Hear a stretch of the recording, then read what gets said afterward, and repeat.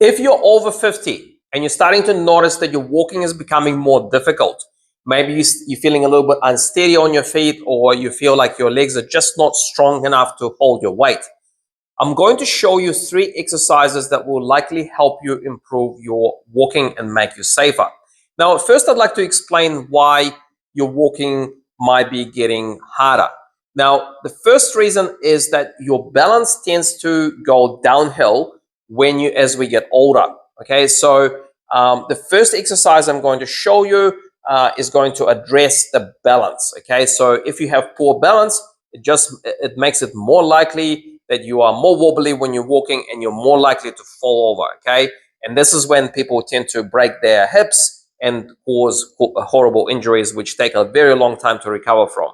Now, the second reason why your walking may become more difficult as we get older is because your muscles in your legs become weaker. So every year after the age of 40, we tend to lose a certain percentage of our muscle strength, but especially so in our legs, and therefore our walking becomes more difficult. It takes more effort to hold the weight of our body.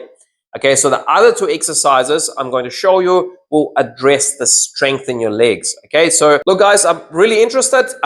What type of problems do you have with walking? Is it because you're losing balance, or do you feel like your legs are not strong enough to hold the weight? Okay, I'm really interested. I'm curious. If you can drop down that in the comment section below your answer, that would be amazing. I'd really appreciate it. So the first exercise is called a tandem stand. So this is a balance exercise. So what you're going to do is you're going to stand with one foot in front of the other. Okay, so by doing so, you're probably going to get a bit wobbly. So this is going to challenge your balance. Be careful when you do it. Make sure there's something close to hold on to in case if you start to lose your balance. Okay, or maybe have another person standing close to you so they can help you. All right. So stand with one foot in front of the other and count to 10. So hold it for 10 seconds. Okay. Then swap around. So put the other leg in front and hold it for 10 seconds in that position. Okay. So I'm just quickly going to show you side on so you can see what I'm doing. So I'm going to stand with one foot in front of the other, one way, 10 seconds, and then 10 seconds the other way. Okay. So now if that's too easy, if you find that this is too easy for you, okay, what you can do is while you're standing in that position, you can turn your head around. Okay. One way, and then slowly the other way. Just be careful when you start turning your head around. It makes it quite a lot more difficult. Okay, so just make sure that you understand that. Okay, so you can try and turn your head 5 times each direction, and have a short break and do it 5 times over. Okay, so that should help you over time. It should help to improve your sense of balance.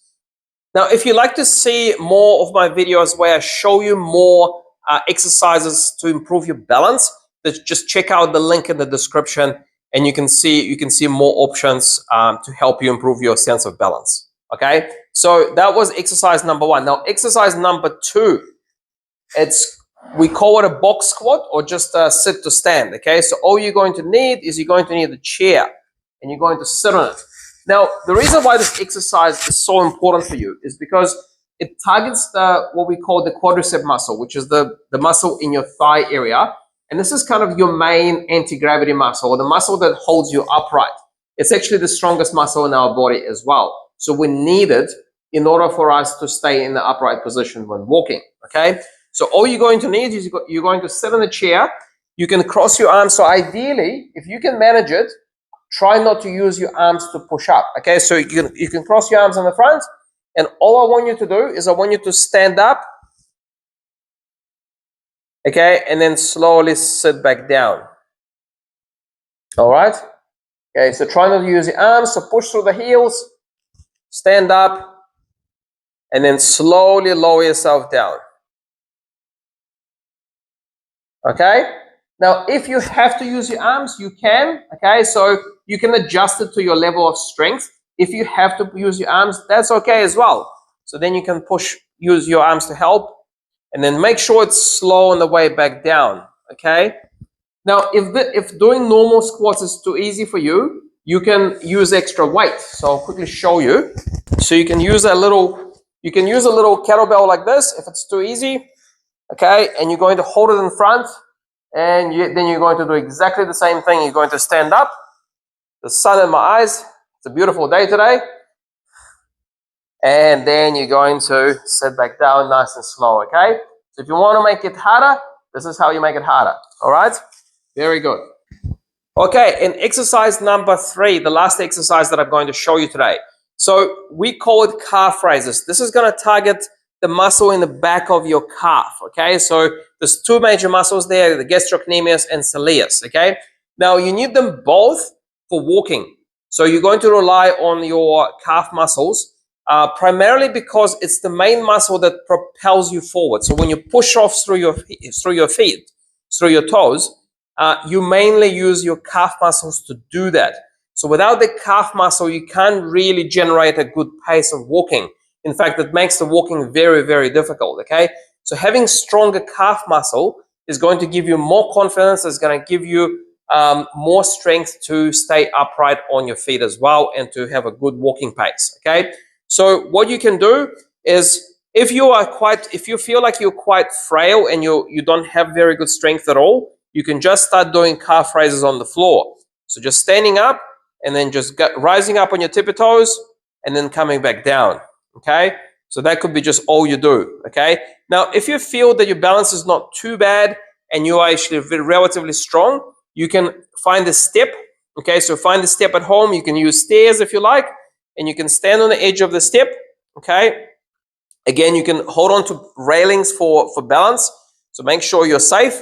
And all you're going to do is you're going to rise up on your tippy toes, and then you're going to drop back down. So when you drop back down, you can bring your heels a little bit over the edge, down, okay? So let your heel drop down a little bit, okay?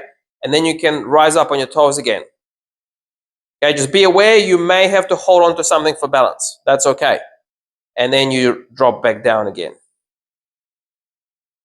Okay, and then again, rise up on your tippy toes and drop back down. Okay, so I would recommend doing it about 3 sets of 12.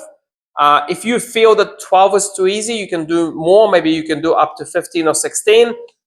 If you can't manage 12, do whatever you can. If it's 8 or 10 or whatever you can manage, do whatever it is, okay? Now, for these exercises to work, all 3 of them, you need to do it consistently, I would say most days of the week for at least 3 or 4 weeks, okay? So if you do it for 3 or 4 weeks, then you can expect to see a result. You'll probably see that your walking is getting better, getting steadier, okay? So don't expect to see a change after 2 days. It doesn't work that way, okay? All the best for now.